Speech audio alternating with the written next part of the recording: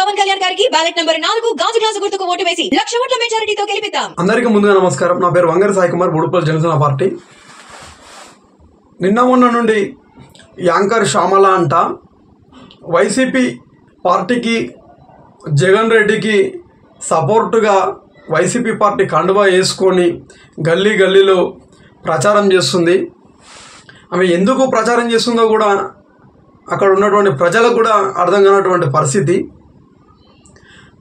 అదేవిధంగా మీడియా ముందుతో మాట్లాడుతూ గుంటనక్క అని అనడం జరిగింది శ్యామల గారు. ఆమె యాంకర్ లాగా ఉంటే బాగుంటుంది అనేది ఒక నా చిన్న విన్నపం. గుంటనక్క ఎవరు అనేది ఆమెకి ఇప్పుడు నేను చెప్పదలుచుకుంటున్నాను. వైసీపీ పార్టీలు ఉన్న వాళ్ళంతా గుంటనక్కలే. ఆఖరికి నువ్వు మరి నీ ఎంబడున్నా ఉండేటోళ్ళు కూడా అని అనుకుంటున్నా నేను. గుంటనక్క అనే ముందు మరి నువ్వు గుంటనక్కనో కాదా అనేది ప్రజలకు చెప్పాల్సిన అవసరం ఉంది.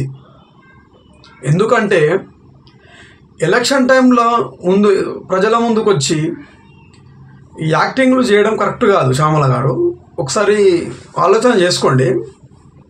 నోరు ఉంది కదా అని చెప్పేసి ఇష్టం వచ్చినట్టు మాట్లాడితే ఇక్కడ చూసేటోళ్ళు, ఆ మాటలు వినేటోళ్ళు ఎవరు లేరు. ఆడపిల్ల కాబట్టి బతికిపోయింది, లేకపోతే మాకు కూడా మాటలు వస్తాయి కొన్ని, మేము కూడా మాట్లాడాలనుకుంటే మాట్లాడతాం.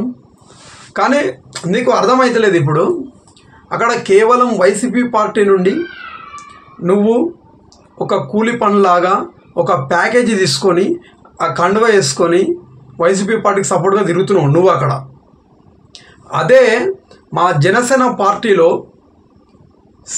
సీరియల్కి సంబంధించినటువంటి సినీ నటులు కావచ్చు, మరియు మా వకీల్ సాబ్ మూవీలో సూపర్ ఉమెన్గా అనిత గారు యాక్టర్ కావచ్చు, మరి కొంతమంది సినీ నిర్మాతలు కానీ సినీకి సంబంధించినటువంటి ప్రతి ఒక్కరూ మా జనసేన పార్టీకి, పవన్ కళ్యాణ్ గారి సిద్ధాంతాలకి, వాళ్ళకి ప్రజలకి ఏదో చెయ్యాలని చెప్పేసి ఒక తపనతోని వాళ్ళు వాళ్ళ సొంత డబ్బులు ఖర్చు పెట్టుకొని ఈరోజు పిఠాపురం నియోజకవర్గంలో పవన్ కళ్యాణ్ గారికి ఓటు వేయాలని చెప్పేసి గల్లీ గల్లీ తిరుగుతున్నారు.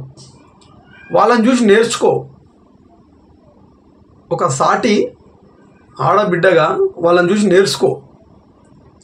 వైసీపీ పార్టీ ఇచ్చినటువంటి ప్యాకేజీ తీసుకొని ఇష్టం వచ్చినట్టు మాట్లాడితే నీకు సంబంధించినటువంటి అన్ని బయటికి తీయాల్సి వస్తుంది. మేము నువ్వు వైజాగ్లో కానీ నువ్వు ఎక్కడెక్కడ ఏమేమి బెట్టింగులు చేసినావు, ఏమేమి చేసినావు ప్రతి ఒక్కరికి తెలుసు.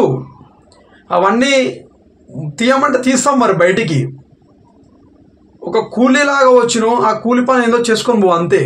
కానీ పెద్ద పెద్ద నాయకులని నోరుందిగా అని చెప్పి ఇష్టం వచ్చినట్టు మాట్లాడితే తర్వాత నీకే ఇబ్బంది ఉంటుందని చెప్పి కూడా ఈ సందర్భంగా నీకు తెలియజేసుకుంటూ, కొద్దిగా నోరు అదుపులో పెట్టుకొని మీ జగన్ రెడ్డికి, మీ కోడికత్తి డ్రామాకి, ఆ గుల్కరాయి డ్రామాకి సపోర్ట్ ఎట్లా చేసుకుంటో చేసుకో, మాకు సంబంధం లేదు.